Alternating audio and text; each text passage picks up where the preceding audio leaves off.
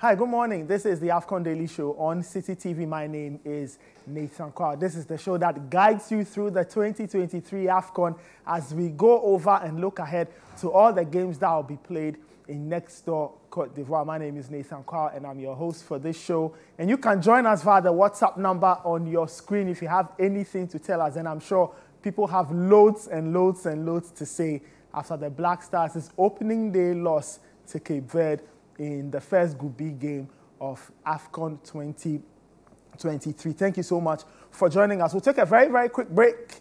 When we come back, my guests are ready, and it's a loaded show today. Today we'll be having in-studio chit-chat, great touchscreen analysis. We'll see if we can get on the Zoom and speak to all the people we need to speak to have a better understanding of everything that is happening with the Black Stars and everything that surrounds the competition as a whole. This is the AFCON Daily Show, proudly brought to you by the good people of Citi TV. And of course, remember that we do have live radio commentary of the AFCON 2023 on Citi 97.3 FM. We'll be right back after this short break. And when we come back, my guests will be ready and we will start rolling. This is the AFCON Daily Show on Citi TV. We'll be right back. Don't go anywhere. Welcome back. This is the AFCON Daily Show on Citi TV. My name is Nathan Carr once again. Let me introduce my in-studio guest, Bernard Abekuachi. Is here. Hi, how are you doing? I'm not fine. I see. I'm not fine. Okay, we'll get into why you are not fine in a few minutes. Yao from Point is also here. Yao, how are you doing? I'm doing good. All right. You seem to be smiling. Of course. God has given us another day. I like that. Guys are being philosophical. Guys, thank you so much. We'll see if we can get to the Zoom and get some more insights from our friends who cannot join us in studio. But let's start off with the 1.5 to 2 minutes highlight that people do not want to see.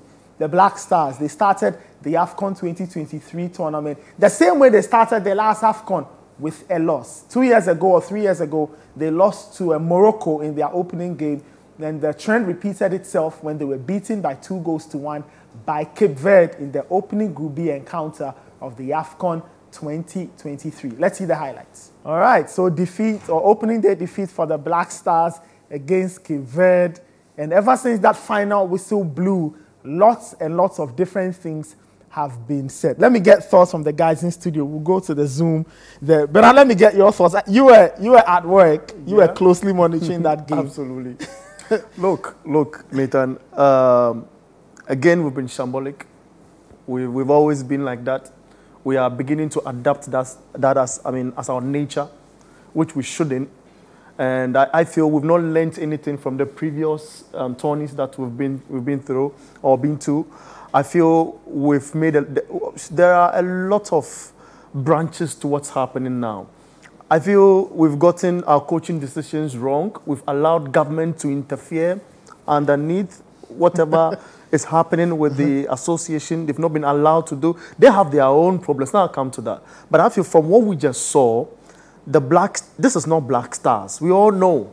I was watching that game in 2013 in South Africa at the Nelson Mandela Stadium, where we met the same side, where we had Achu, the baby Jets Asamajan. You recall he got a penalty, there was a push-up, but we played solid.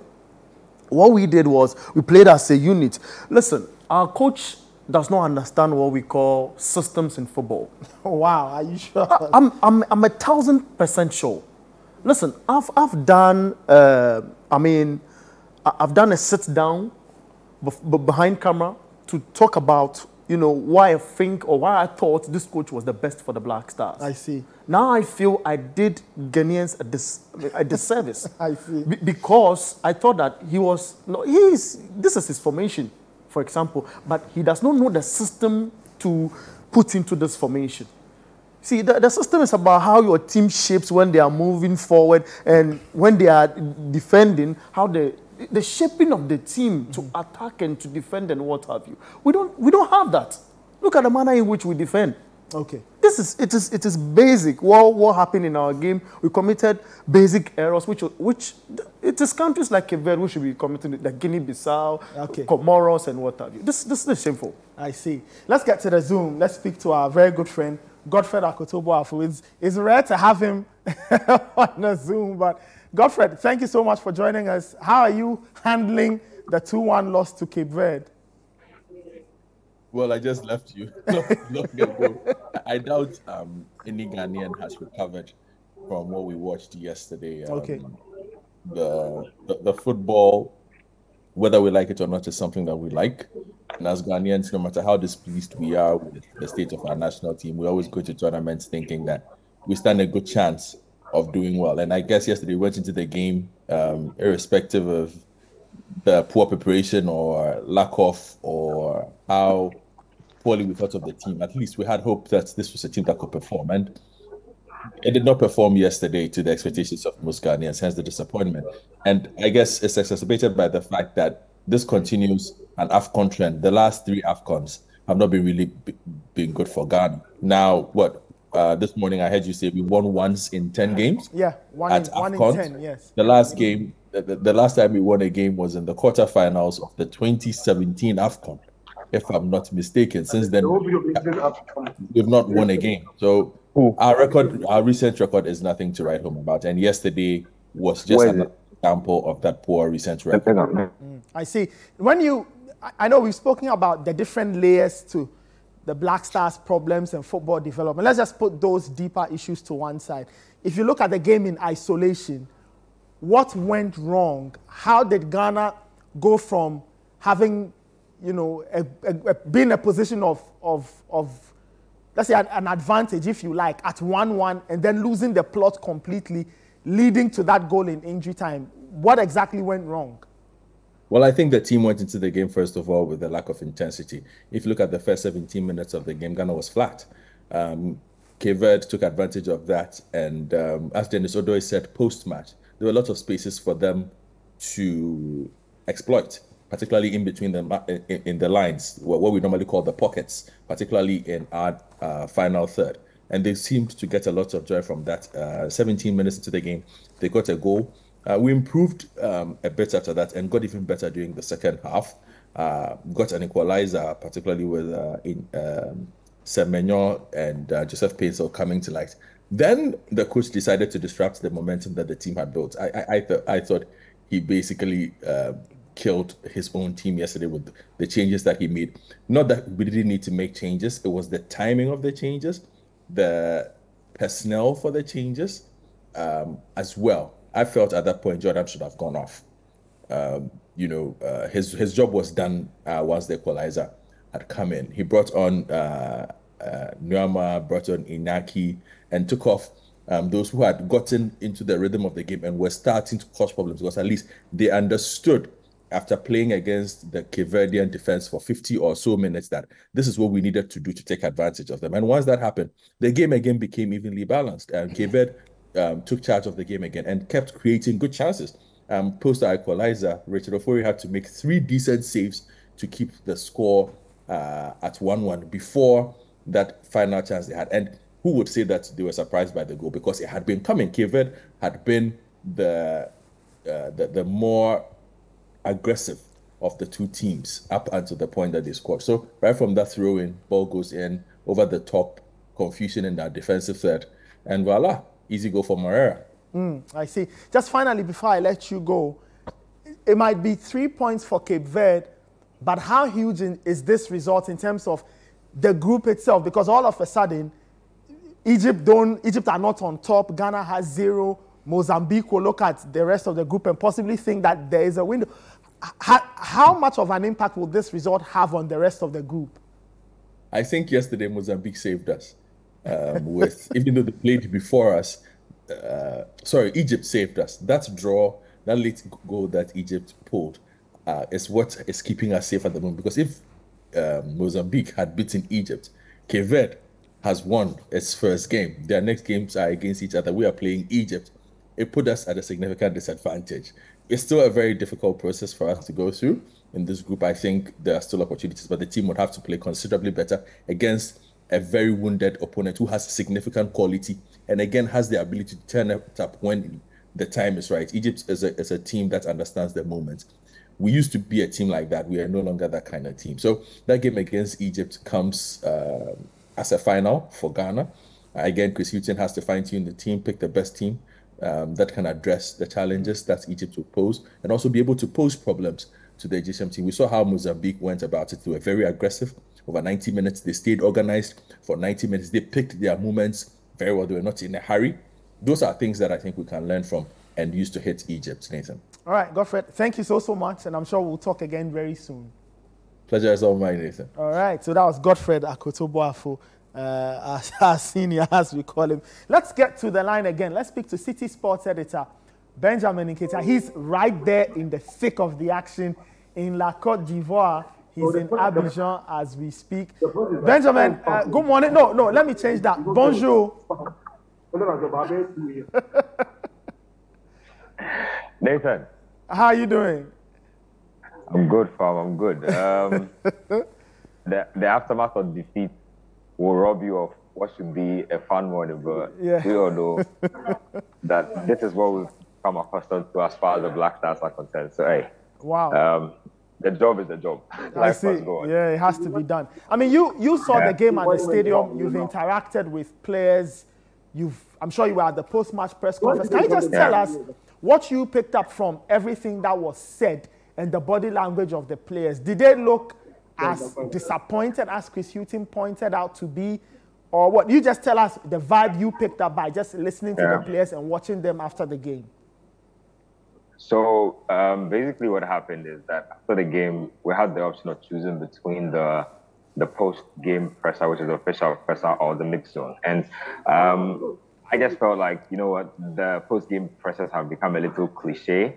You get a lot of predetermined answers, pre-planned answers. And so I decided that, you know what, let's ditch the post-game presser and go to the mix zone, because there you get a lot more raw emotion. And when journalists are calling out to players who are passing by, you get to gauge emotions at close range. So that's where I was. We waited for just about an hour or so, and then the players began to eventually troop out. There were a lot of funny comments from colleague journalists that whether they like it or not, they'll have to say it. So we're waiting for them in earnest with our cameras. And the truth is, a couple of them came by and didn't say a word. There was a very funny incident where Antoine Semenyo walked by with his headphones on. I'm not sure what song he was playing, but journalists were calling out to him.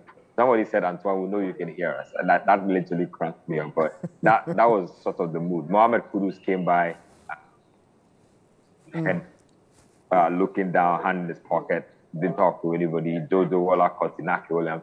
And then I think the person who broke the ice was Gideon Mensah. And I thought that was pretty brave of him, because he didn't have the best of games yesterday, if we are being very honest. But I think he took responsibility for the performance yesterday. He did say that as players, they were very much aware that they had been subpar and that the opponents clearly could sense that in them as well. And so Gideon Mensah said that as a team, this is spilt milk, really, and you can't recover it. So you want to move forward with this. You want to watch some tape. You want to see where you fell short in the game, but also you want to motivate yourself that it's not the end of the world. He was asked about what he makes of facing Mohamed Salah in the next game, and he said, you know what, it's not even about names anymore. It's about going out there and giving 100%. You could play Salah, you could play Messi, you could play Mbappe.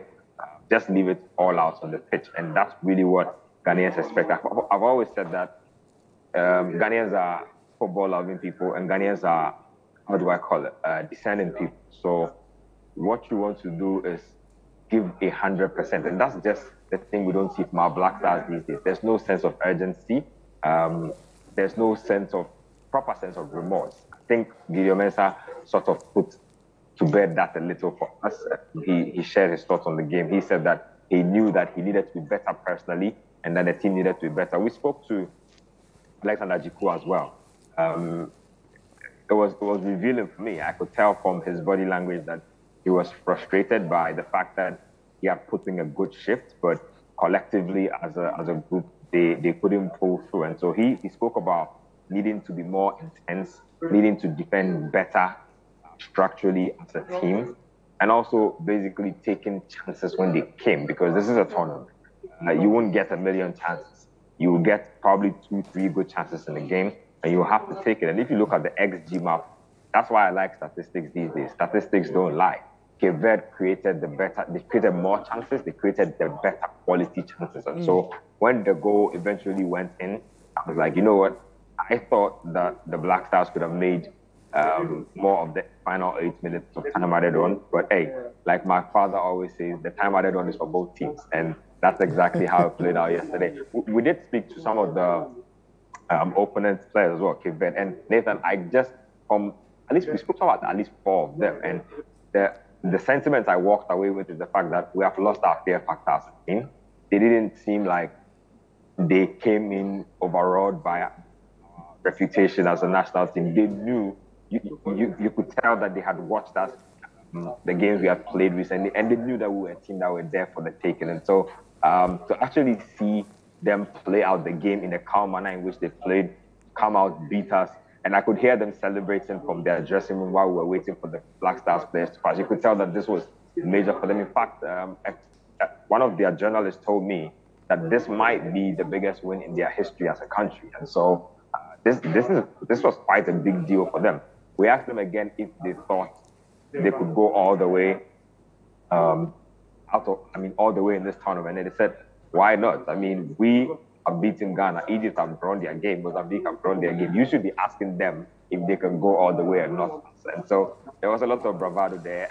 I saw it on the pitch. It was just them matching their words with the football. And so you can't really fault them, really. I see. Ben, just before I let you go, can you just give us some clarity to reports we heard of an incident involving a fan and Chris Hughton? What exactly is the story concerning that? So really, this story actually ironically broke just about 10 minutes after Chris Hughton had left us at the mixed zone. And so I was a little surprised by the initial details that I saw. I think the initial details were blown out of proportion and definitely sensationalized. We've seen footage of parts of the incident. I've spoken to people within the Black Stars camp as well, and I can tell you for a fact that there was a verbal altercation. Some fans who had made it to the hotel were not too happy with the team generally. It wasn't even a Chris Hughton thing specifically. We're not happy with the team generally. They made their displeasure known. They were trying to get within touching distance of the team. But if you know how team hotels work at tournaments, there's heavy local security. And then the Black Stars themselves brought in their own security orderly. So it didn't get to a point where it escalated into a physical altercation and somebody was actually arrested and all of that. None of that actually happened. But I definitely have found out that there was a verbal altercation there. Chris Hughton was not touched. There was no arrest made. But definitely there were some fans of the hotel who were unhappy. They probably expressed their displeasure in a more animated manner than you would expect a football fan to. But hey, you know how football is. Emotions can always overrun, and that's basically what happened. All right, Ben, thank you so much for that update. That Citi Sports editor. Thank you, Nathan. Benjamin Nketiah. He's in Abidjan as we speak, and you can tell from behind him he's at the stadiums, the media center, and all. When you cover competitions, you spend a lot of time at the stadium, at the media center, trying to file stories or do some other thing. This is the AFCON Daily Show. Let me get back in studio. We'll try and get back to the Zoom and all. Yeah, you've been quiet. Just quick thoughts before we hear from the Black Stars players. You have a lot more to show us on the tactical board, so we'll get to that in a bit. But just initial thoughts before we hear from some Black Stars players. Well, I think it's a marker for the tournament now. We've seen the worst of them. It can't get any worse than this. You've got Egypt next. It's about reacting to this. There were moments in the game that the Black Stars were decent. There were moments that they were terrible. But then there's a lot to pick from this. And I think if I was Chris Hughton, I'd be more excited to see what my boys would do, how they'll react to this. And he's got to put his best players out there. Starting lineup. People had issues with it. A keeper that's not had any league action the whole season, starting in a tournament opener. Concerns about that. Then you come to the number 10 that started, Ransford Yeboah. Yeah. Issues there as well. But really, it's a clear indication that we know what to do. Typical of Ghanaian situations or institutions. We know what the problem is.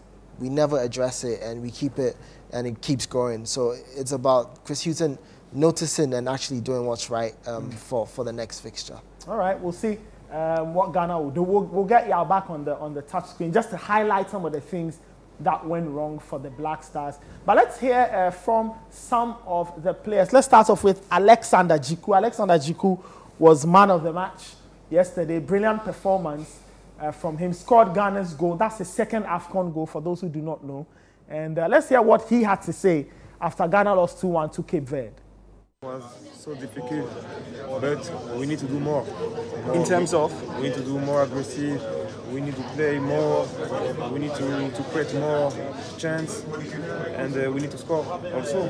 So we have another game, second game, and we need to win. Yeah. I mean, as players, what's your mindset going into that Egypt game? It's a tough game. Yes, it's a tough game, but nothing is impossible. He plays same like no, they lost first game, we lost first game, so we keep fight for win. And in terms of that, just one last.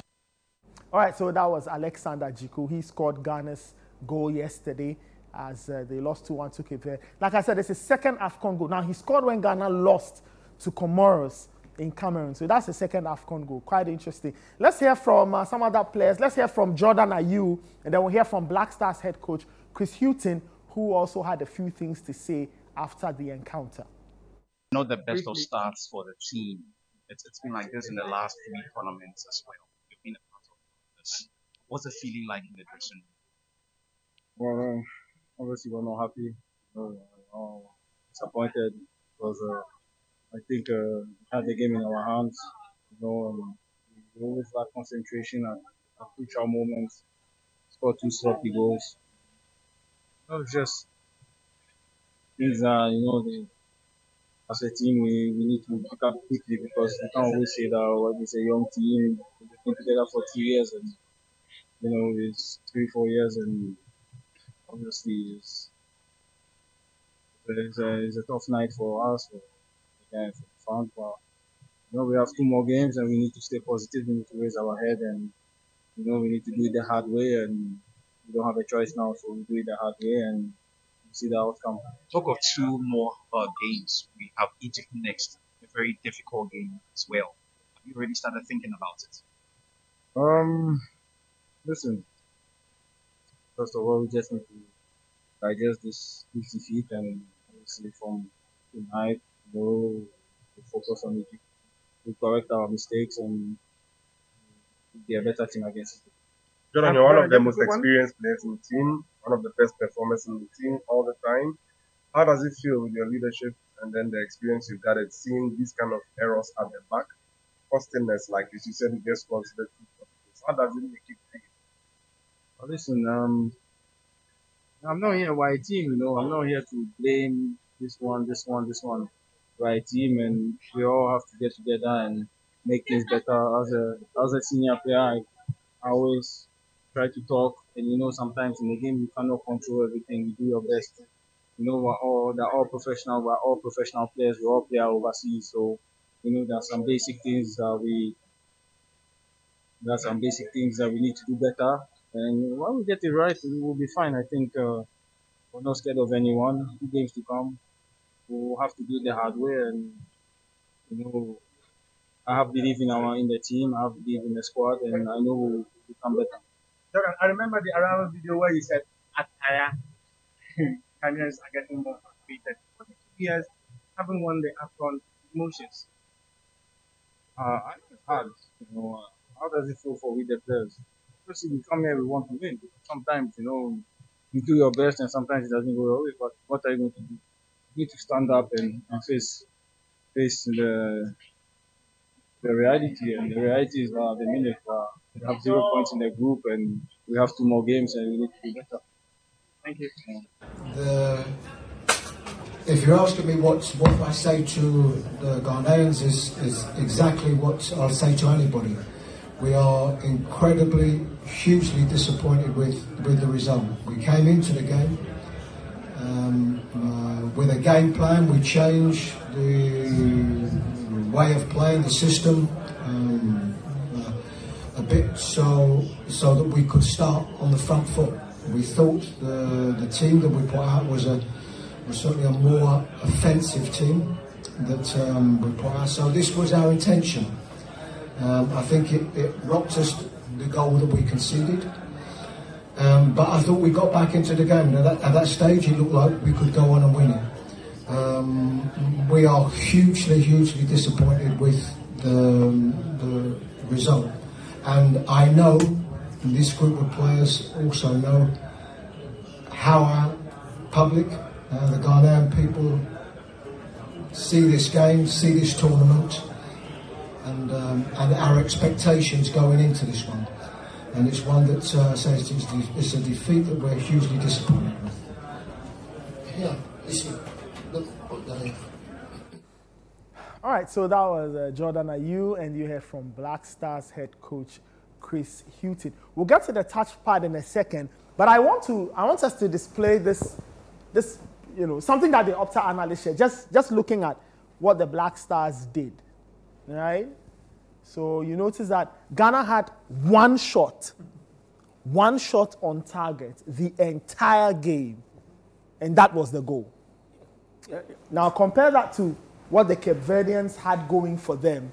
They had 5 shots on target, they had 15 shots, and for those who love their XG, you can tell they had an XG of virtually 3. Now for our viewers, if you're wondering what the XG is, expected goal. So in retrospect, you look at the chances a team creates and you calculate how many of those chances could have been goals.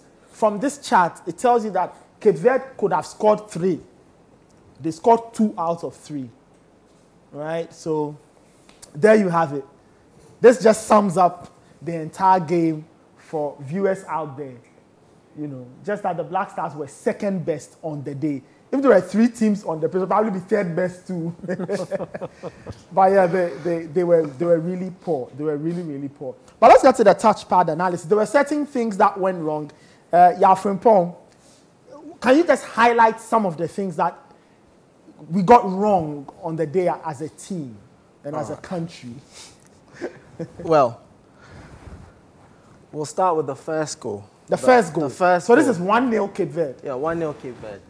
Over here, you can tell from the shape that we've got a flat 4. Mm-hmm. We've got 2 in the middle. So here we've got 1, 2, 3, 4. Then we've got Paintel out wide, Baba, and his partner, who should be Ashimeru, yes, is up in front. Yes. And Jordan is out wide. And our beautiful number 10, Ransford, your boy, free. Yeah. Just looking at the opponent, and then we've got Semenyo up there. So, moving the ball forward, you realize that the Cape Verdeans actually moved the ball into the middle. Salisu, here's where the problem is. Our number 6 ideally should be right here. He should be watching this. Ashimeru, remember that space that was left? Yes. He left that space. And because that space was left open,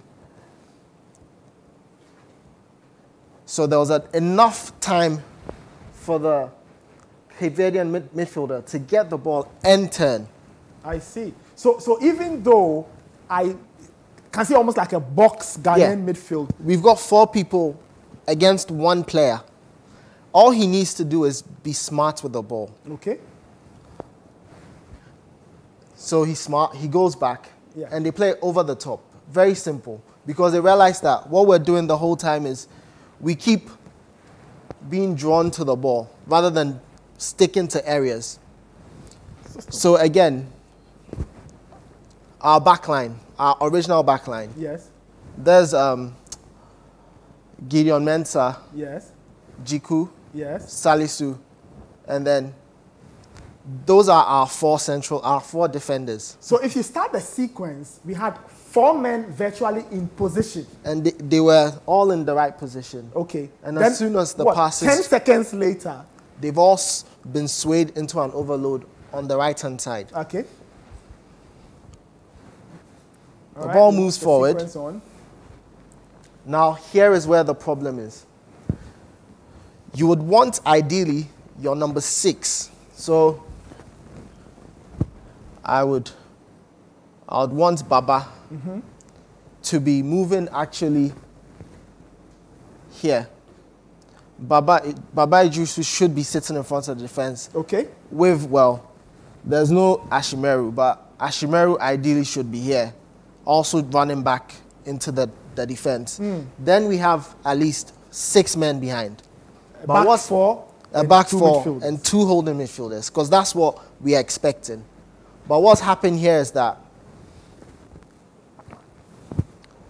Gideon is here, Jiku's gone to engage, but because he was already on a yellow card, so his thought is, let's just move him away from the area, no dangerous balls into the defense. And then Salisu is here, and the professor just stood there. So right now, all they had to do was manage to get a shot on or get the ball into the box, because we've created an overload. And granted, Mr. Painter isn't a defender.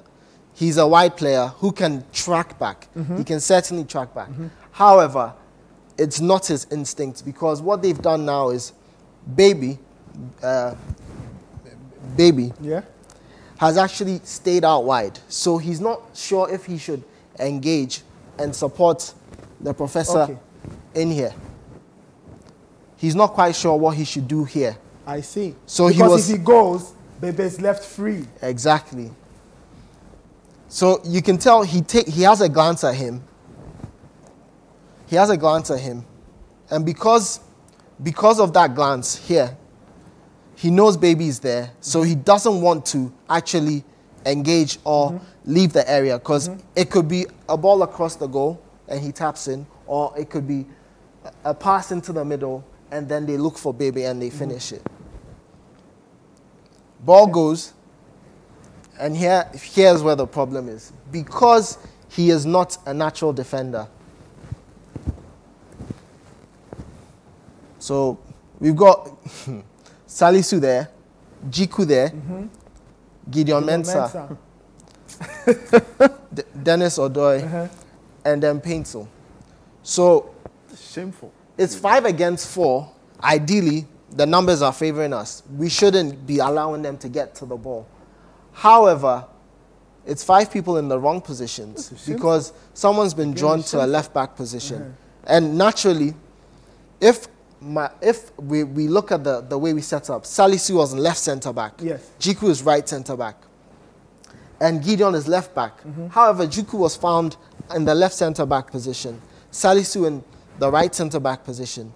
Already, we're in trouble. And same with Dennis Odoi.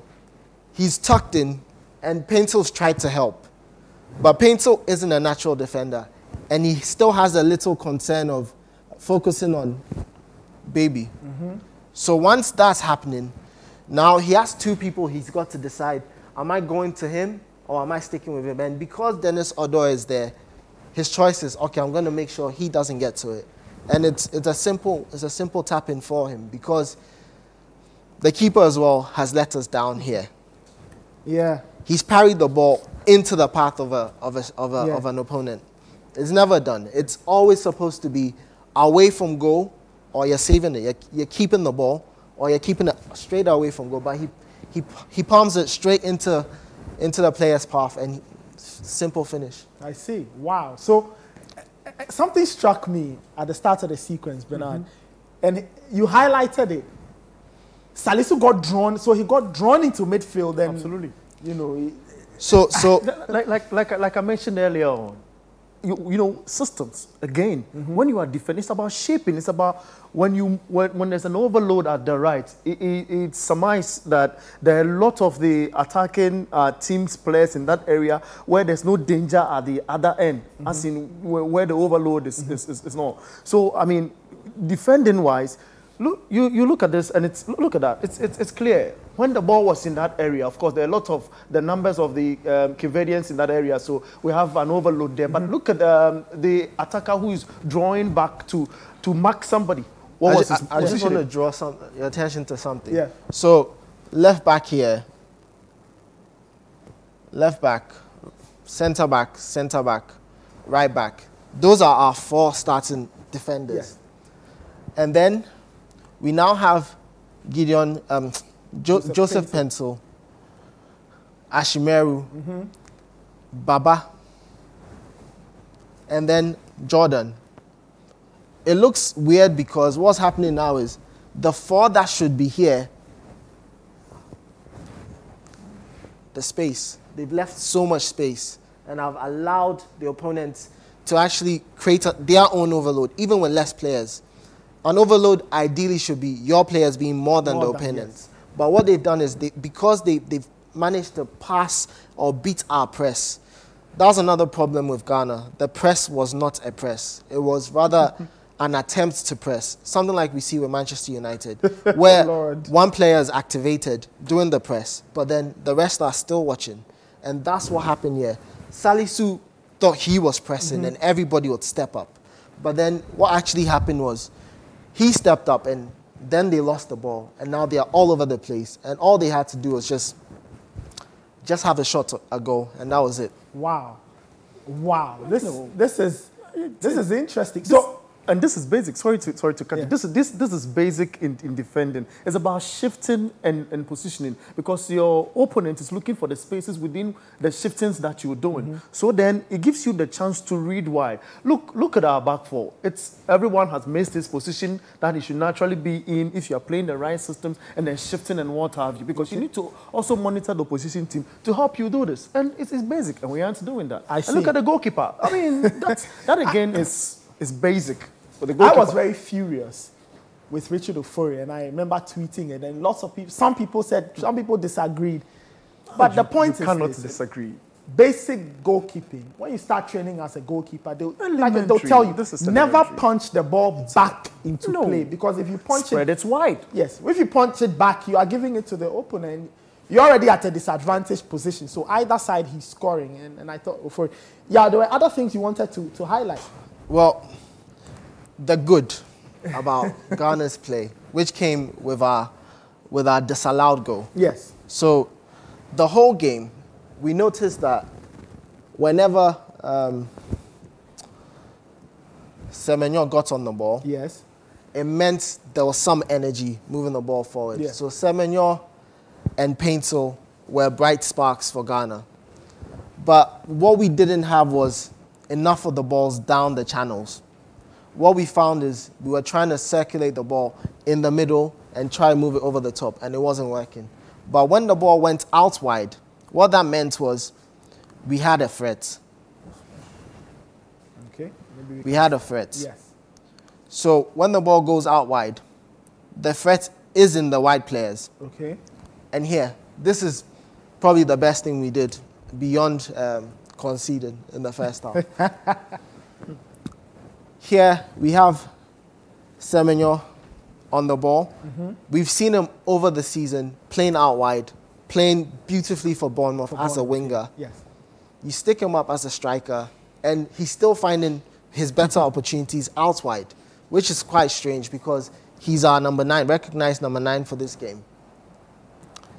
He's got the ball, and this is the only thing you should do.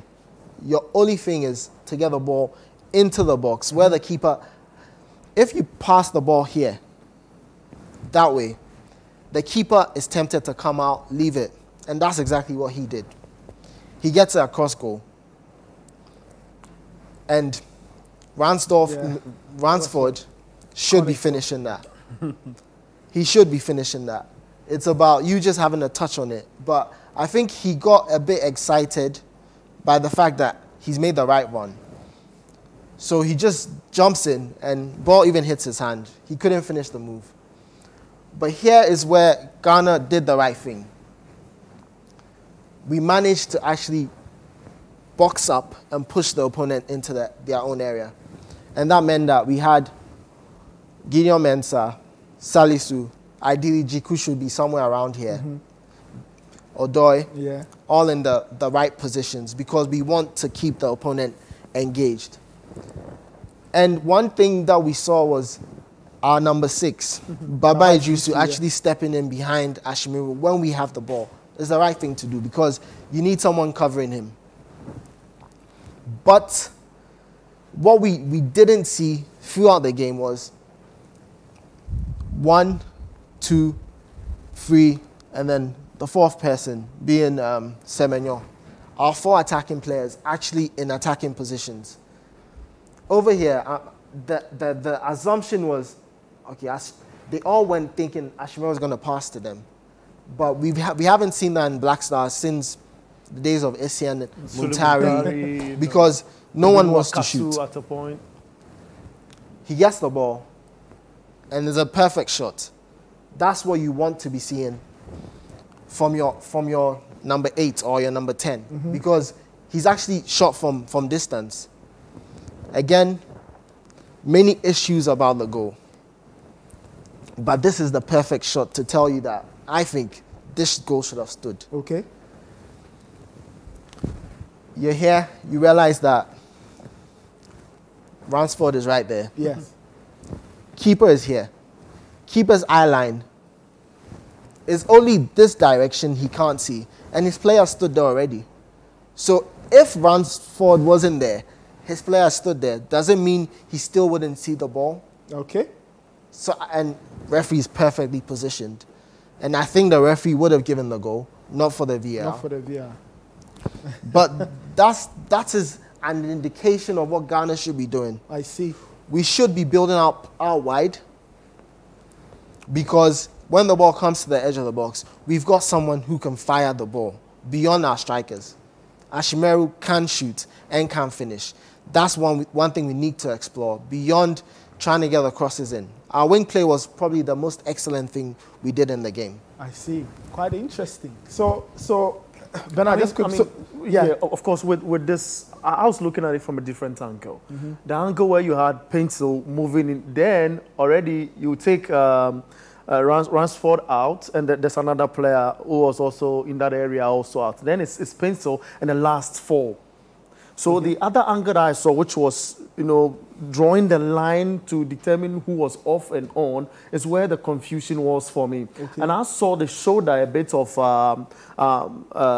Pencil over the last defender. And I feel that is what's caused the confusion, because when the referee went to the VAR, he kept looking at that, and they kept dragging Pencil out, in and out of that area. And it was indicative that when you look at that scene, you could rob, yes, Rashford was blocking the view of the goalkeeper. He's already out because he was not interfering in play. Same as the other player in that area, he was also not intercepting in play. So then the only person who was trying to move his body as the ball was kicked was Pencil. And he was a little behind the last one.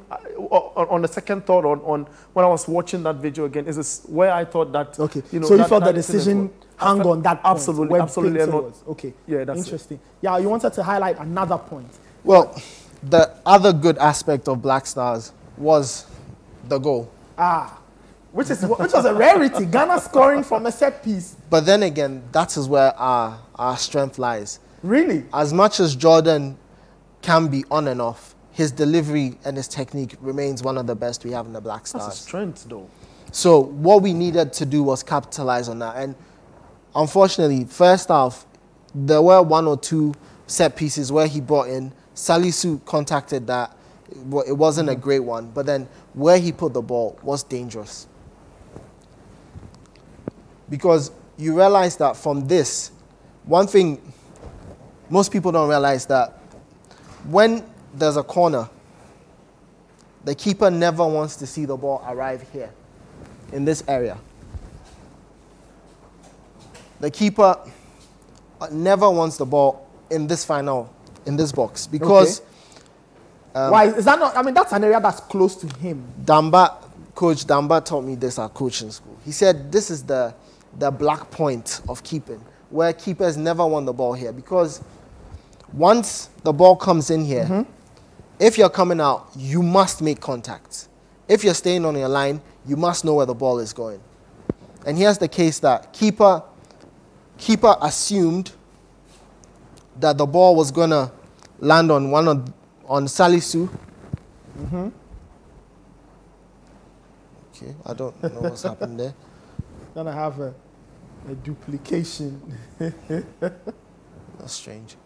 Anyway, keeper assumed that the ball's coming in, and one of these two, Salisu, Jiku, or Baba, will be getting to the ball. However, because of the height of Jordan's ball, it's an outswinger from Jordan. And I mean, which it is, so when you say the outswing, it's going away from the keeper. Right. Exactly, similar to Semenyo's ball into the box, where the ball's coming in from here, and it's not going directly into here, but rather it's curved. So it's coming into an area where if the keeper isn't intentional or hasn't paid enough attention, if he misses the ball, it's a clear opportunity for the opponent to score. Okay. And Jiku connects with the ball perfectly. This box, because it is in a safe zone for the keeper, keeper comes out. If he's nudged, it's a foul. If he touches the ball and he gets it, saves his team. But he's not quite sure what Ghana is going to do because of the quality of the ball. If it was Gideon on the ball, it would be an in-swinger coming in this way. Yeah. And most likely they'll deal with it. But because the ball dips just before it arrives here, just before it arrives there, Jiku is able to make the right contact and put it where the keeper, again, they always say head the ball down. If he heads it up, it's either going here or probably off the post, or the keeper could save it. Okay. But he heads it down, and it gives Ghana the ability to get back into the game. I see. Interesting. So it means that there is something in the set piece the team can't take advantage of. They just need to do it more often. When Jordan is on a good day, you ask me. How many good days does he? That's the question. That's the big question mark. You know, when he's on a good day and these deliveries are coming in, then that middle of the penalty area is sensitive. That's why you find the defending players mostly loading themselves in that area. And it's quite important because it's a sensitive area. And when you find a defender who's very good in the air, some of these results, you know, we're going to get to. So if this is our strength, Jordan should always, you know, be on that good day where he's pulling the ball in the right areas. And who knows, because with the Egyptians, you know, that's our next game. They're good in there.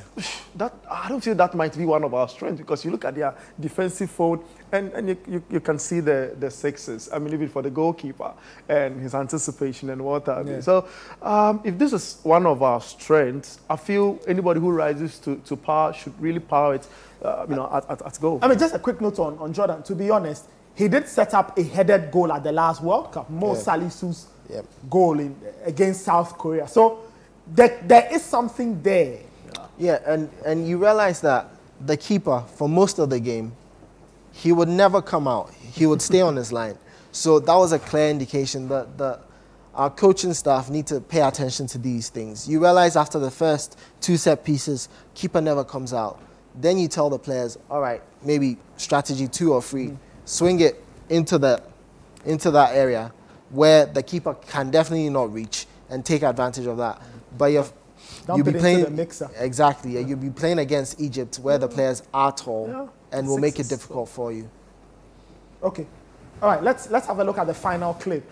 Well, this is the final goal, which is probably the most annoying. Well, let's just start off with the shape of the Black Stars. Nyama is on. Captain Fantastic is on with his brother. We got the professor in there. And then, okay, no, I'll just keep it at these 4. Salis is also in there. So we have enough people. 1, 2, 3, 4, 5, 6, 7, 8, 9 people back. In the 90th minute, we continue. So they throw the ball in. Gets taken. Yes. Here is where all the problems happen for Ghana. And if you watch the game, you realize that the strategy of the Cape Verdeans was quite simple. Through here, over here to wherever, they were trying their best to put the ball in between our centre-backs and our full-backs, because they know one's not got pace, one might read the situation, but age is catching up with him. Then the ball comes in. It shouldn't happen. 1, 2, 3. should be dealing with the ball. No matter what. No matter what happens, the three of them should be dealing with the ball. Because balls come in here, you have the numerical advantage. You have 1, 2, 3 players against one. All we had to do was prevent the ball from going in. And they made it very, very simple. Because the 3 players at the back here, well, there are actually more than 3. 5 players at the back. 1, 2, 3 players. They shouldn't be getting into a goal-scoring situation from here. Because this missed header, your man of the match, Alexander Jiku, did brilliant with blocking all sorts of balls. But when it mattered most, let the team down. He should be clearing that ball, getting his head to the ball. And if he gets his head to the ball most likely will be moving back out. And then the line could step up. They could move the opponents out of the Ghana defensive third and then probably spring into a last counter-attack. But because he failed to do that, put the ball in the right place, then we come to Mr. Keeper. If you watch carefully, the keeper was not decisive enough. He was flat-footed. Himself and Salisu were flat-footed in this particular situation. Because once the ball came in, Salisu and Richard Ofori, there should be some communication. Richard Ofori should be telling him, just get it out. He had 2 options. Sort your feet out, a corner. Sort your feet out, a throw-in. Sort your feet out, a counter-attack. But in one moment of uncertainty, the person you Black Stars went to beg comes and he lets us down by being unable to sort his feet out. And the ball just went straight through his legs. But then the keeper, as I was highlighting, the keeper should be... Yeah. So the keeper should be stepping out a lot earlier. He was a bit indecisive with his movement. He stayed on the line a bit too long, thinking his defense will deal with the ball. But you had to assume, what if they don't? And by the time he came, it was either a penalty, red card, or a goal. And that's what we saw here. Because Gilson, he just knew he had to just touch the ball. All he had to do was touch it into space. And his player's right there. He'll finish it. Okay. The other Black Stars player that had the opportunity to do something, him, he should be looking at his man thinking, he should be looking at him thinking, this man is not getting the ball at all costs. If you're shielding the ball, you're protecting your keeper and making sure he's not getting to it. I see. Interesting. Players at fault, domino effect. Yeah, thank you so much. And then, boom, the Cape Verdeans have their goal. Interesting analysis, yeah, from point the touchpad, highlighting the things that went wrong for the Black Stars. We'll take a very quick break. This is the AFCON Daily Show. When we come back, we'll look at the other games. We'll talk about the host country, and we'll look at all the other games that were played over the weekend in the opening few games of the AFCON 2023 competition. We'll be right back. Don't go anywhere. Welcome back. This is the AFCON Daily Show on Citi TV. My name is Nathan. Call my guest Bernard Abekuochi and Yao Frimpong. We'll talk about the other games. We'll talk about the host nation. But before we see how they fared on opening weekend, let us have a look at what some of the newspapers in Cote d'Ivoire are saying. It's interesting just seeing how they are covering the competition on home soil. So I don't know if you have the images. Yes. So this is one of the newspapers, and they are saying that Côte d'Ivoire is ready. La Côte d'Ivoire est prête. So La Côte d'Ivoire is ready. That's what they are saying. It looks like is their LOC boss. They're very, very interesting. So that's on one of the pages of the newspapers. This is Fraternité Matin. That's one of the papers in Côte d'Ivoire. It says La Côte d'Ivoire, l'Afrique en miniature. So essentially they're saying that. So they're saying that Côte d'Ivoire now is like the whole of Africa put in one country, right? Oh, okay. So there's not like a miniature-sized Africa in La Côte d'Ivoire, and you can see the president, Alassane Ouattara. That's what he said at the opening ceremony on Saturday. So that's Fraternité Matin. Let's have a look at the other papers. So this is still in the pages. Says, bienvenue à la CAN de l'hospitalité. So it says, welcome to an AFCON of hospitality, if you like. You know, let's put it that way. So that's, again, Alassane Ouattara, president of La Côte d'Ivoire, speaking over the weekend.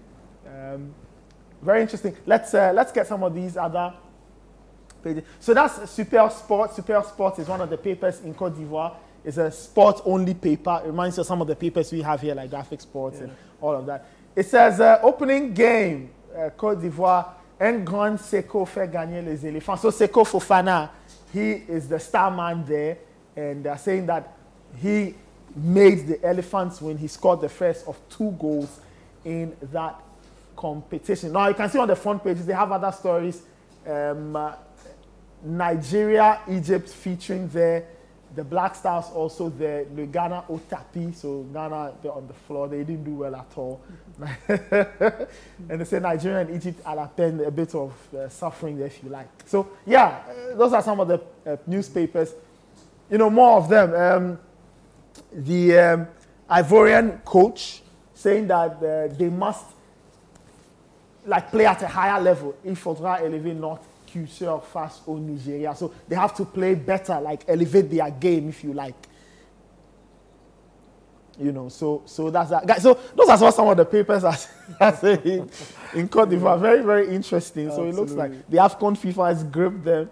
It's dominating either the general papers or the sport papers. Yeah. I mean, it's good to have the papers, you know, getting the highlights on this event. This is Africa's biggest festival. So for me, I feel when you have the opportunity to host it or to be that country, to have the privilege to have it, you know, on your soil, I feel it's good to have all the papers and all the attention and traction, you know, on that space. It's been brilliant seeing this in the papers, with the exception of Ghana being on the floor, what have you, but I mean, it's been great.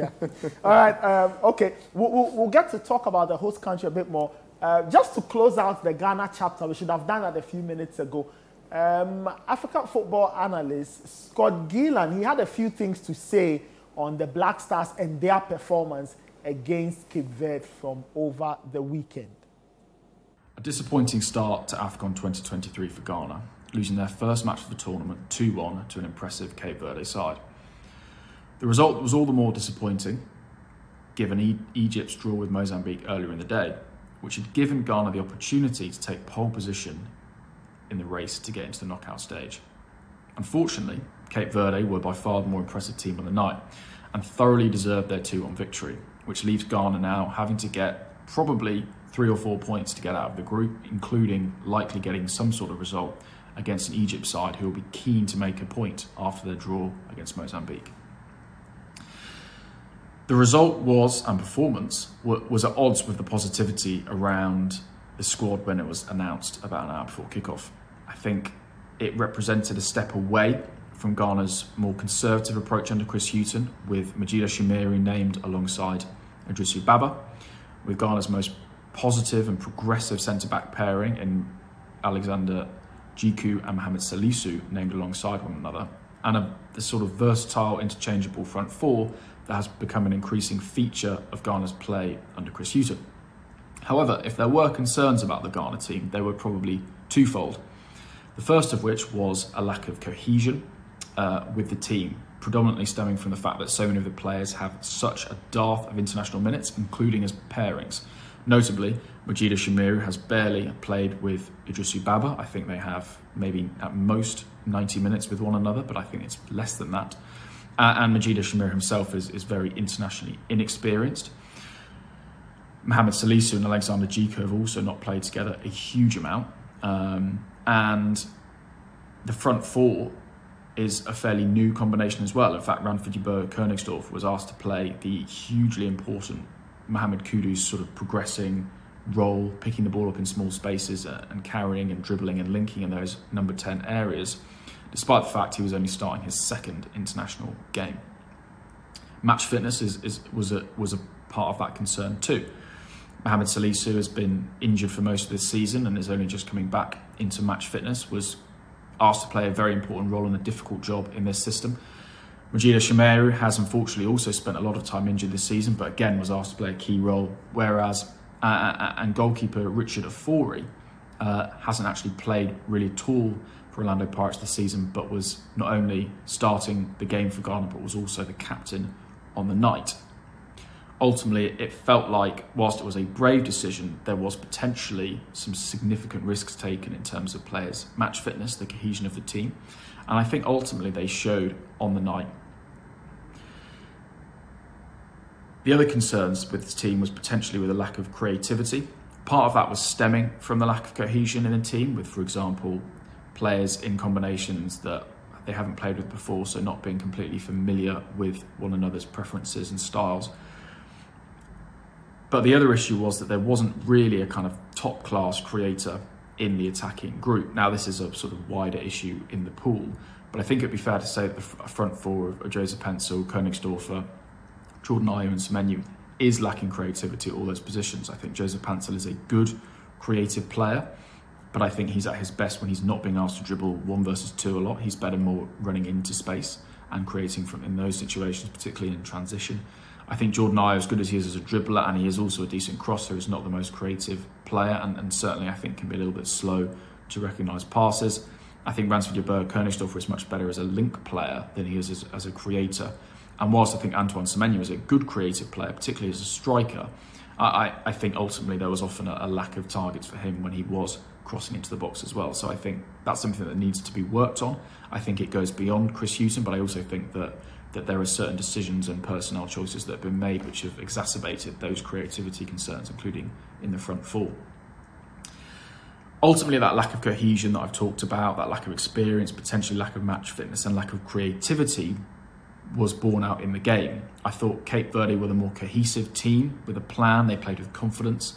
There was some really nice football actually at points of the game from them. And you could see, I think, that they were more confident in their plan. They actually had 15 returnees from their previous AFCON squad, and that previous AFCON squad, I think, was 27 or 28 players, whereas Ghana only had 11 returnees from their previously 30-man AFCON squad, showing, I think, that Cape Verde have a significant amount more continuity in their team.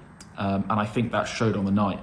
I think it was fairly easy for them to play through Ghana's press, as it showed on that first goal, but it had been sort of threatening for most of the half up until that point, and they continued to threaten throughout the game. Actually, is that Ghana's press was unable to prevent Cape Verde manoeuvring the ball from left to right, and ultimately then once they did that, able to exploit Ghana's sort of shifting and the spaces that the players talked about last night, the spaces that were emerging between the lines as a result of that. I think the first goal was a repeat of issues that we've seen against the USA, for example, but also in other games against Madagascar. We saw it against Namibia. These are issues that have occurred fairly frequently, actually, under Chris Hughton. Partly, I think, a lack of cohesion, but also I think that there are issues with the pressing and the coaching of the pressing as well. All right, so that was Scott Gillan. He's a keen follower of African football, knows this stuff. Very interesting thoughts there. All righty, let's talk about La Côte d'Ivoire. So earlier I gave you an idea of what the newspapers were saying. Let's see the game itself. The game itself involving Côte d'Ivoire and Guinea-Bissau. It was the opening game played on Saturday night in Abidjan. Let's see how the Elephants got that 2-0 win over their opponents. All right, so that's how Côte d'Ivoire got themselves a 2-0 win over Guinea-Bissau on Saturday night. Let's get onto the Zoom. Let's go back to Côte d'Ivoire. Earlier we spoke to Benjamin Nketiah. We are going to speak to John Boafo. John Boafo is a marketing guru, Hughes Sports fan, Hughes Sports analyst, and he's based in Côte d'Ivoire, so he has a very good feel of what's happening in Abidjan. John, if you can hear me, good afternoon and welcome to the AFCON Daily Show on Citi TV. Good afternoon, Nathan, and thanks for having me back again. All right, wonderful. The last time we spoke, it was before the competition. On Saturday night, things got underway. You were at the ground, if I'm correct. How was Abidjan bouncing to a 2-0 win to start the competition? Nathan, it was electric. It was fantastic. It was the perfect way to start off the AFCON. With this 2-0 win, the second goal from Crasso was a world-class goal. So everyone was out on the streets just celebrating. On my way back from the stadium, I just saw thousands and thousands of people in the streets celebrating, running towards the stadium just to celebrate with the team. And that's only the first game of the AFCON. I wonder what's going to happen when, or if Cote d'Ivoire wins. I think it's going to be even much more mayhem than it was in the first game. I see. Let's talk about the build-up all through Saturday. So the game was a night game. It started at 8 p.m. How were people taking it all in as the hours drew closer? I mean, I was home watching it on television. The place was packed. But how was the entire atmosphere as much time got closer on Saturday? So as much time got closer on Saturday, you could really see that everyone was pushing behind the elephant. It's funny enough because when I got into the stadium, you look around and everyone was wearing a Cote d'Ivoire jersey, either the orange one or the white one, but everyone was decked out and ready to support the team. On the way to the stadium, you could see thousands and thousands of people who didn't have tickets but were on the roadside, knowing that there's one of two roads that lead to Ebempe. Sorry, people were just on the side of the roads with their jerseys celebrating, with their flags celebrating, and everyone was really pushing behind the national team. So. And it also was a huge celebration and a huge victory for the organizing committee, and a lot of props went to the president himself. The president, before the match, came and gave a speech before the FIFA president, Gianni Infantino, and he was there, and people were just not even listening to what he was saying, but just screaming and shouting and very excited at the organization. I see. Very proud that we're able to host in Abidjan. I see. Wonderful. In Cote d'Ivoire. Let's talk a bit about the game. I mean, yes, Cote d'Ivoire won 2-0, but what are people saying in Cote d'Ivoire? Were they happy with the performance? Were they happy with the result? Are there people who are not convinced by the team? What are just the general thoughts on the team itself and the performance from Saturday? So after Saturday on Sunday, I went to talk to some of the fans, and most of them now have an increased belief that the team is going to make a deep run. Most people are now saying, okay, I think if we make it to the final, something can happen. So most people at the beginning were not sure about the performances and how deep of a run the team could do, but now there's a renewed confidence that the team can perform well. The first half was a bit slower, on the slower side, but the goal from Sekou Fofana really opened things up. There were some chances that were missed. There were some great saves also from the Guinea-Bissau goalkeeper. And at one point, at 1-0, there was a bit of nervousness because you know how football is. At 1-0, anything can happen. But, you know, they were able to push through and win at 2-0. One thing that can be noted is kind of a disappointing turnout. There was a little bit over 36,000 people that attended in a 60,000 stadium. So we're not sure exactly what's happening. And the president of FIFA, which is the Ivorian Federation, was talking about that they're going to try to figure out what happened. But also in the Nigeria game, there's not that many people that were there. I think between 7,000 and 8,000. In the Egypt game, less than 5,000. And in the Ghana game, just a little bit over 11,000 people in attendance. So that's one of the things that is worrying for me. I think that they need to sort out the ticketing so we can get more fans to come and support these teams that are working hard to perform well. All right, John, thank you so much. I was about to ask you about the attendance in the other games, but you answered that, so that's wonderful. John, thank you so much. We'll keep in touch, and amusez-vous bien. Merci. À bientôt. All right, à bientôt. All right. Okay, so that was John Bafo from Abidjan. Hello. You go as lost person. Yeah, I was just telling him and everybody to enjoy themselves. All right, let's move it on. Let's talk about Nigeria now. They are one of the teams that are favorites. You know, people do think that they have what it takes to win the AFCON. They started their competition on a very interesting note. They drew 1-1 in that encounter they played with Equatorial Guinea. Let's see how that game played out. All right, Nigeria and Egypt both involved in draws 1-1 and 2-2. Yeah, let's start with the Nigeria encounter. Very interesting. The Equatorial Guineans started off brightly. They got themselves that goal, and Osimhen had to quickly respond. Your thoughts on the Nigerian performance, though? It looked as if Nigeria could run away with it if they started well. And the early shot from Alex Iwobi had me thinking that they were purposeful. They knew what they had to do, and the first goal was going to be important.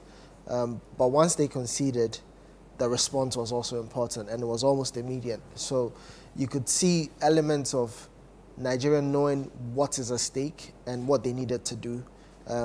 However, the way they were playing, a bit lethargic at some points, and they didn't have enough energy. You look at the goal they conceded. It will be literally just pulls out of a tackle, and they find a way to score.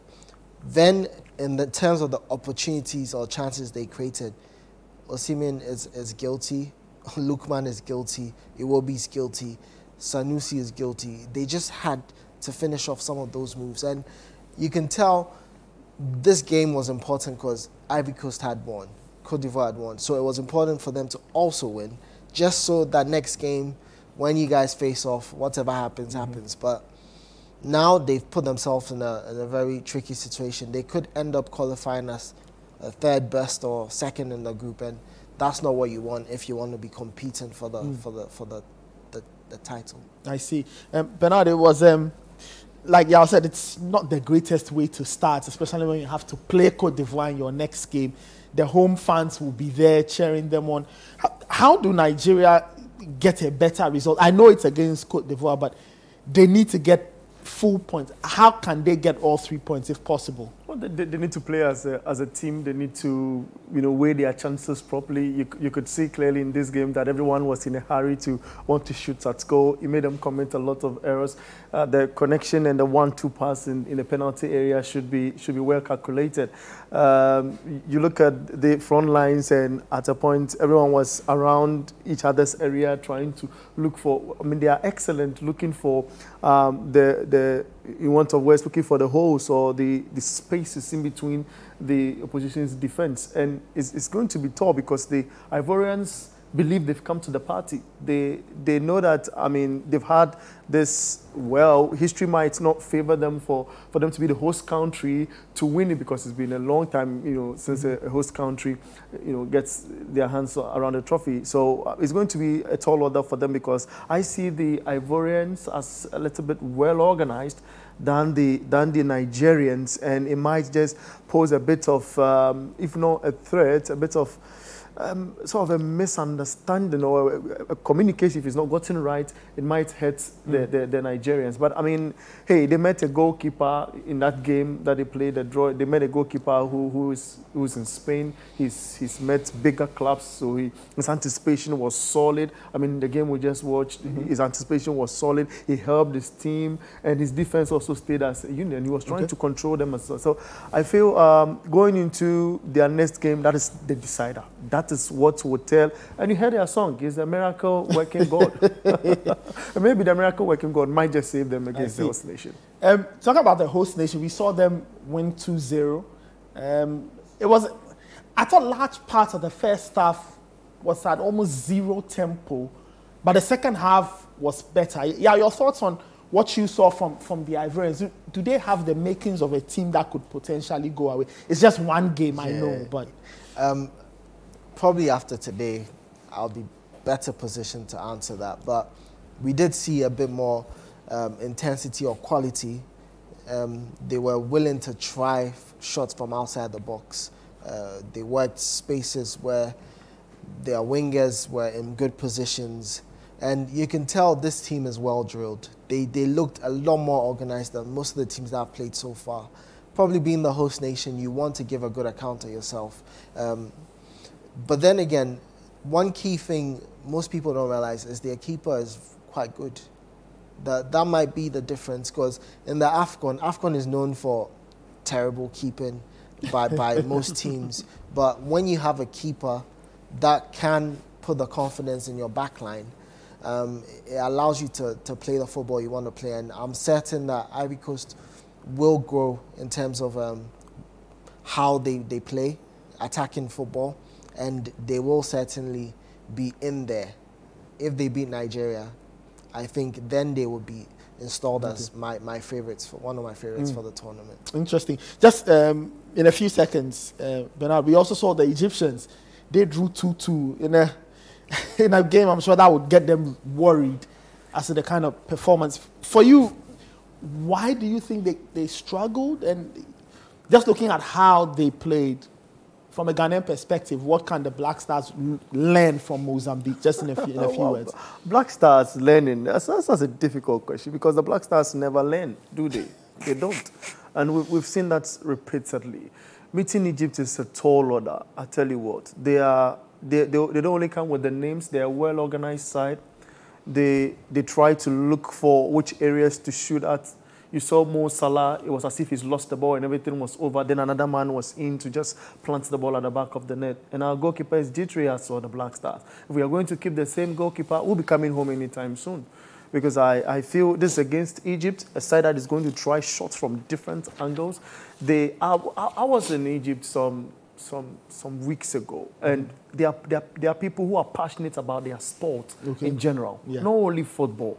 So when you see the Egyptians play, it's the same in the other disciplines as well. So you can see that they play, it's about the shit, and they know they have to win that laurel for Mo Salah. And that's been the commentary since Mo came into the national setup for this tournament. So against the Black Stars of Ghana, what can we learn from the Mozambicans? Maybe we should be more disciplined, because we are not. We should I nearly said we should listen to the coach, but what has he to tell the players? They should play as professionals. So you heard Jordan say that they are all professionals. They're coming from it, majority of them, with the exception of Sowa, who was in this lineup. So I feel they should focus, stay disciplined, and play as professionals. That's all. Okay, all right. We'll see how it plays out on Thursday when Ghana takes on Egypt. Let's have a look at the fixtures for today, because the AFCON is still happening. This will be the third day of competition. So there you have it. Senegal versus Gambia. That's at 2 p.m. Cameroon will take on Guinea. That's a very interesting one. And then there's Algeria and Angola. Lots of the Portuguese-speaking teams have carried themselves very, very, very well. Mozambique got a point. Guinea-Bissau lost, but I think they played well. And then Cape Verde have 3 points. So another Portuguese-speaking country. Is it a Portuguese party? Are we clear to say this? I don't even know what it is, but I mean, they've started. Guys, I mean, thoughts on these 3 games? I don't know the one that interests you. Morocco. I mean, it's Algeria. Angola. Algeria, yes. And Angola. Algeria had a horrible AFCON 2 years ago. Yeah, it was a big disappointment, especially after what they'd done earlier. But then this time around, we want to see if they can take some lessons from the last AFCON. And Angola are not going to be a very easy team to face. Especially, what I have noticed is Sub-Saharan Africa against North Africa always tend to be very, very interesting ties, because then we see a big difference in terms of technical ability and quality. But I'm certain that Angola will give a good account of themselves and make it worth our while, because Algeria, they know a good start is what they need. They don't start well, maybe history will repeat itself, but then Angola definitely will match them, and that's what I'm looking forward to. All right, interesting. Senegal, Gambia. Okay. I mean, Senegal, Gambia, no problem. So let's talk about Senegal, Gambia. I'm sure we'll get to all the games. So that game is at the Charkona Bani Stadium in Yamo, Yamoussoukro. That's at 2 p.m. So that's Sadio Mane, star man for Senegal these days. Mr. Married Man. Mr. Married Man. These days plays his football in the Gulf after leaving Bayern Munich. So the pressure is on them. They need to defend the title. Some people think that if they don't defend it, it's nothing. But when you listen to people around Senegal and you read the things around Senegal, it's what they are hell-bent on establishing themselves as one of the biggest footballing countries on the continent. Now, Bernard, they start that journey today to potentially defending that title. But they faced a Gambian team who 2 years ago worried a lot of countries. Absolutely, absolutely. And they are neighbors. Yeah, I mean, you look at Gambia and what they've been through with their flight issues, prior to players to boycotting, their bonuses not paid. Absolutely, they've had issues, and you cannot take it away from them. They know they are meeting the holders of the African Cup of Nations. Now, look, the AFCON has too bit of history. The host country, having it difficult to win the trophy, and the defending champion also having it very difficult to defend the trophy. So these are the two narratives that will be, one is lingering on Cote d'Ivoire, but bad for Senegal. They know they are the champions. They know they come in with one gentleman that plays with one of the best players in the world, if not the best player in the world, in Sadio Mane. He was dying need to want to hold. Why that? Cristiano Ronaldo is. Okay, the best player in the world. You want me to say that? This argument will stay on and on and on. But for Mane to be playing with Ronaldo, I feel that he's already an established player, but has learnt a bit of what he can bring to the national team. He's also a winner with the national team, just like Ronaldo. He plays with it, at the club level. So they come into this with their head up, knowing that, look, let's go and do the impossible. Let's try and defend this trophy. And it's against Zambia, who've been down there. Gambia. Of course, Gambia who've been down there and not been that solid. So let's go with our heads up. And it's not about this African Cup of Nations have shown that it's not about individual brilliance or names. It's about the collective effort. So let's put the name Sadio Mane aside. Let's forget everyone in the setup. Let's even forget that we have the trophy and go in and win. But the Gambians will be playing with their heads up, because after they had the flight issue, the same day they trained. And that's, even though some of the players did not train, but they trained. And it's important to know that they go into this tournament with their heads up and say, look, we've had issues, but this is the time to prove ourselves right. I see. For Senegal, now they will have to play under pressure because they are defending champions. I'm sure a lot of the guys who won the trophy will be returning. How should they approach this competition, starting from this game against a Gambian team who, like Bernard said, they've had to endure a lot. But the team 2 years ago that made a statement that they were ready to match the best on the continent. They have to be wary of Gambia. It's a bit like Ghana, Nigeria. It's a rivalry, landlord versus tenant. It's quite important that they start right. You're playing a team that they've had issues, but the teams that have issues, sometimes the football is the relief or the only point of distraction for them. So that's where they would want to prove people right. They think they deserve their allowances.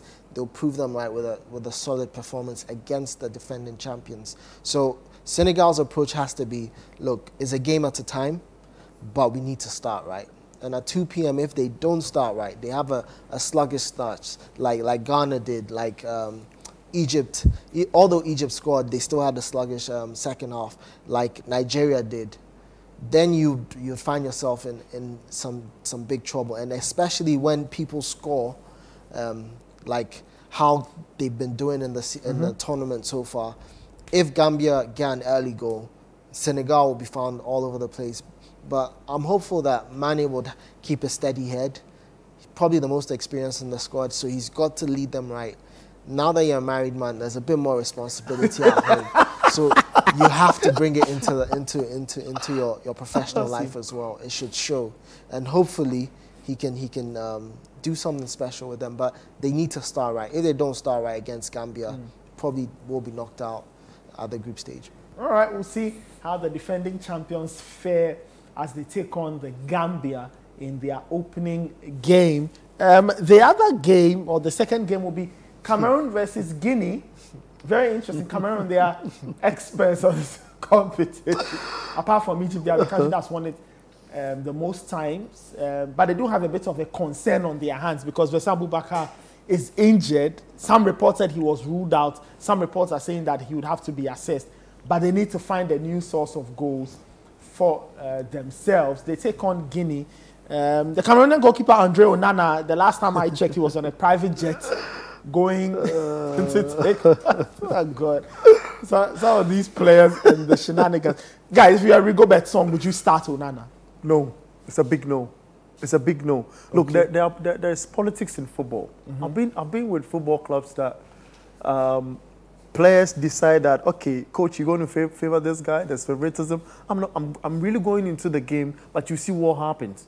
Players have that attitude, and it's at the senior level they exhibit that. So the players said that the communication was out there. Look, we've called our players, come down, let's start training and go into this.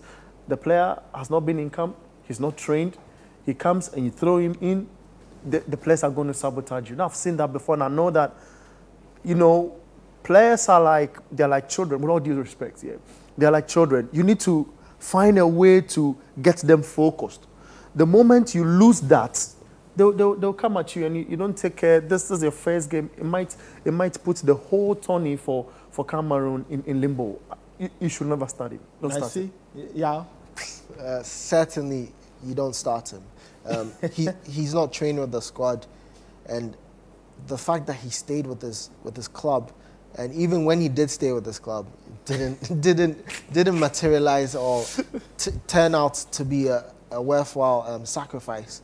And with his issues with retiring and him even being sent from the camp previously because he doesn't want to play to the instruction of the coach, is a non-starter. I believe probably Cameroonians think he's one of the best. They have to have him around.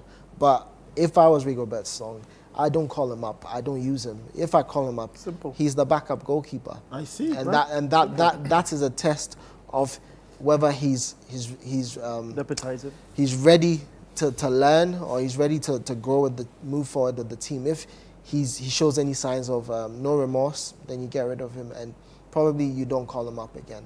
I see. We'll see how that war plays out. Andre Onana, he is in camp, but he didn't train with the team. So let's see if he gets to start. Guys, a word on the Guineans.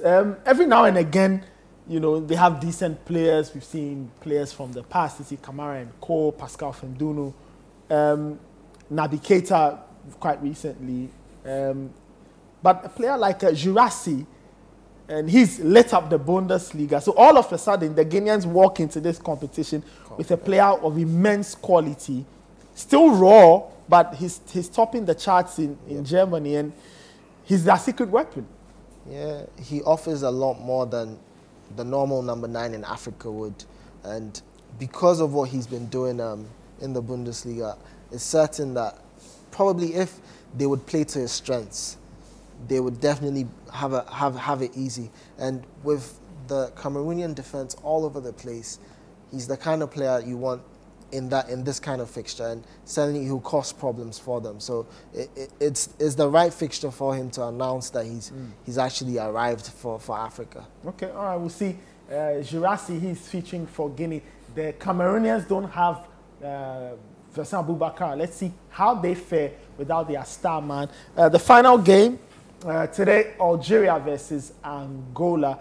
Bernard, it's a very interesting time, and I was asking Yao, and maybe I need your thoughts on that. 3 years ago, it was a horrible AFCON for Algeria, just a year after winning it. They are back there, and they want to do better than they did 2 years ago. Of course, it is Angola, so on paper, we would say that, yes, the Algerians are favorites. But we've seen what's happened to the other North African country who have played so far, the Egyptians. For Algeria, what do you expect from them in this competition? I mean, I like how you put it. I tell them, watch Egypt. And if I'm the coach, I say, hey, guys, watch Egypt. See the Egypt game. See what happened to them. And they were playing against a side that's not like who we are playing against today. You get it? And you have to keep your focus. You have to stay disciplined. You have to put everything we've done at the training grounds in place for this game. And listen, it's not about who is the star man or who is playing any big club, you know, in any part of the world. This is the African Cup of Nations. We take it game after game, and it's a wide opponent. We should go into the game and look for spaces and find goals. I see.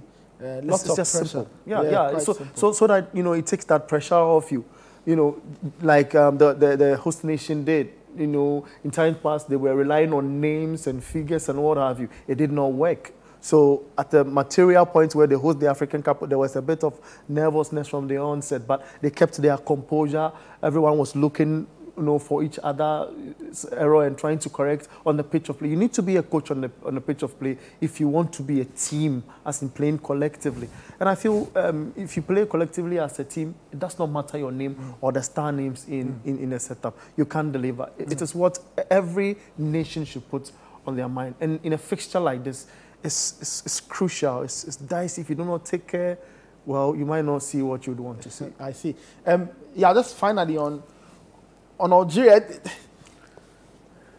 if you were in their team and you look at 2 years ago, what do you think should be their target? Should they aim to win it again? Do they have the quality to win it again?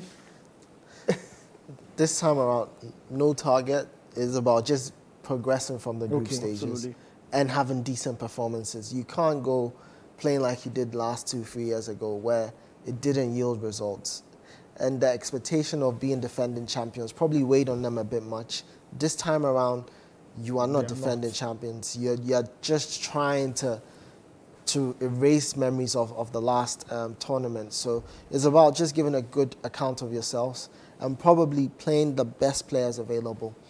If you don't take care and you follow names, people that haven't really lit up their teams, their club sides, wherever they've been, and you pick them, probably will let you down. So it's best to pick those that will certainly lead you in the right direction and just manage your expectations. Okay, all right, we'll see how the Algerians will fare. Their star man Riyad Mahrez, these days he doesn't play in Europe anymore. He's also in the Arabian Gulf collecting all of those petrol dollars. And we'll see how well they will fare when they take on Angola at 8 p.m. at the Stade de la Paix in Bouaké. That's in northern Côte d'Ivoire. So Bouaké, so at least the people of Bouaké will get to taste the AFCON because the Algerians are there. Guys, if I had to ask you for predictions, there are 3 games today. Who do you think is winning each one? Wow. Okay. So we've got Senegal, Gambia. I feel Senegal should win. We need the big blocks to light the tourney up, to make it an interesting tournament. So I feel Senegal should go into the game and win by 2-0. 2-0? Yeah, adding scoreline. I'm looking forward to a very feisty encounter. First game, probably a draw between Senegal and Gambia. Interesting. All right, let's get to the other games. And look at the way he looks into my eyes after saying that. Cameroon and Guinea. Who are we tipping? Guinea to win 2-1. Guinea to win? That's a bold one. Yeah. That's a bold prediction. Well, for me, it's 1-1. Why? Okay. Just looking at the Guinea setup, the midfield will determine a lot of this game, and they've got a reliable number 9. It's about supplying him, and I think Guinea have got quality in the middle to just do something different, and I'm hopeful that they would surprise everybody. I mean, you talk about the Guinean midfield. If you take out Naby Keita, they do have a decent crop of midfielders. Amadou Haidara, exactly, and some of these other guys. And that's what's making me convinced that, look, Cameroon isn't Cameroon of past, where they had quality all across. They are now developing another breed, and certainly that would play into the hands of Guinea. Okay, dark horses, Guinea. No. just this is just cause an upset. Yeah, just one upset. I see. Better your take. I'll go for a 1-1 draw. 1-1 draw. Yeah, 1-1 draw game. Yes. But then just think about Cameroon. This year we haven't heard any. Okay. Onana is the controversial. Because as for Cameroon, they always come to the AFCON with one story or the other. Absolutely. So Onana is the controversial guy. Yeah. So Algeria, Angola. Who are we tipping? Algeria to win 1-0 or 2-1. 1-0, 2-1. Yeah. I agree. 1-0, 2-1. Yeah, 1-0, 2-1. I see. Yeah. Interesting stuff there. We'll wrap it up in a few minutes, but just guys, I need your thoughts on the competition up until this point. I know small sample size of games, but just what have you made of what you've seen so far in terms of the football, the organization, the stadium, just everything about the competition? Amazing. It brings some goosebumps down your spine, isn't it? You look at the opening ceremony was colorful, was much more traditional. That's Africa. What they painted is Africa, and I loved the performance of the artist on board. Yemi Alade, her outfit represented Africa. I mean, every minute detail. How would you do this, y'all? I can't smile. Every minute. Nathan, you quiet. No, I mean, you are speaking. Yeah, it's also quiet. You know, so I mean, for me, we saw Africa, and I love one thing about this whole thing too. It's about the social media, the socials of the confederations of African football, and what they are doing. It's nice, the little details that they put out there, the graphics.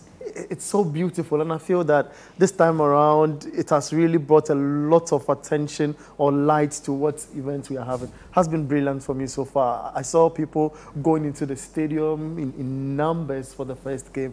So I mean, for me, it has been brilliant. We'll have to wait to see Ivory Coast engineer this energy on to see what we get in turns. Okay, yeah. Well, for me, it's just been about. Certainly not Yemi Alade. Not Yemi Alade, but just seeing different brands or cultures of football across Africa. Some going for brute force, some going for technical ability. That's exciting. The attendance has been poor. Probably something needs to be done about that. But then it's quite nice for it to be so near. We're not there, but then I know so many people doing the journey just to go there and experience it, and the ease and getting there, that makes it feel something is like we're at home. But then the quality of the football from the first day, yeah, it's a bit wobbly, but then hopefully when the big names are in precarious situations where they have to rise to the occasion, it will bring out better quality in terms of the football. You mentioned that, and we'll wrap up the discussion on that. The attendance, I mean, I guess it was expected that on the days when Côte d'Ivoire will not play, people will not go and watch. But the difference really from Saturday's numbers to some of the... What do you think can be done to get more people to go and watch the games, even though it may not be Côte d'Ivoire that will be featuring? That's a big question. I mean, the Côte d'Ivoire have done well. They've done what they need to do to drive the tourney on, and I feel it's just about winning and drawing some of the Ivorian fans to yourself as a team. Well, Ghana did that in South Africa, and we got majority of the other, countries coming in and saying, for example, for South Africa, Ghana, and what have you. So we might not know. I mean, it takes a national team to win and play some exciting football, because we did that in South Africa. So to get the numbers behind them and lots of people to come and watch, what the team has got to deliver. So for me, it's about good play and finding an exciting team to follow. So you feel that the performance of the teams will get more people? Yeah, do you think from an organizational point of view, something can be done?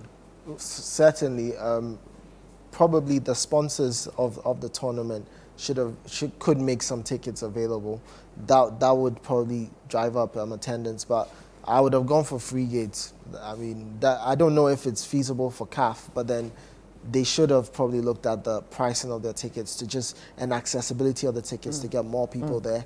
And then also probably looking at just finding mid-game entertainment. We saw that at previous tournaments where halftime there's some sort of entertainment, and that gets people to just come to the stadium. So probably something to consider. Okay, all right. Interesting thoughts from the guys as we wrap up today's episode of the AFCON Daily Show on Citi TV. Just a quick run over the games that will be played today. So if you can put those games up. You've got Senegal-Gambia. That game is on at 2 p.m. at the Charles Bani Stadium in Yamoussoukro. The next game is Cameroon-Guinea. Cameroon-Guinea, interesting game. 5 p.m. also at the Charles Bani Stadium in Yamoussoukro. And then the night game is between Algeria and Angola. That's at 8 p.m. at Stade de la Paix in Boaké. Stade de la Paix means Stadium of Peace.